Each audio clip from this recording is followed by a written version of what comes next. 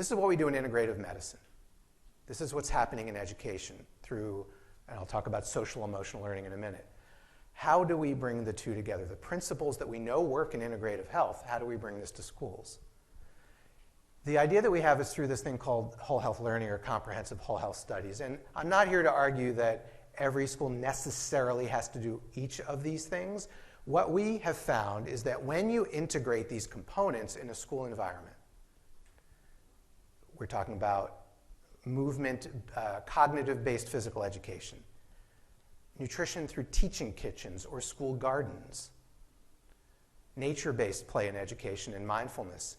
Many schools do one of these or a couple of these, and they're often siloed. There may be a teacher who has brought in mindfulness in schools and has done a really great job of doing that. But when you look at the data between all of these things individually, they have profound impacts on health and well-being, not just for that child or that school, but for their families and for their communities as well.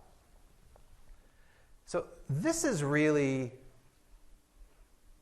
my goal, my perspective. When we think about what's going on with our kids today and their health and their mental health, and you want to think about what is the way we're going to shift the dynamic, and we're actually going to make a difference instead of just paying lip service and saying, there are big problems here. We know that. We need to do something differently. What we are doing is not working. This is getting worse month by month. But imagine if we could use our public school system to start to establish a wellness infrastructure where we were teaching kids in communities from day one. And you can substitute schools. You can put in faith-based groups and communities, boys and girls clubs, Ys, whatever you want.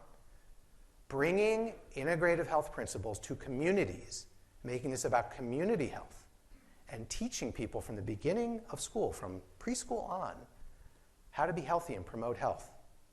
That is what will start to shift all of this.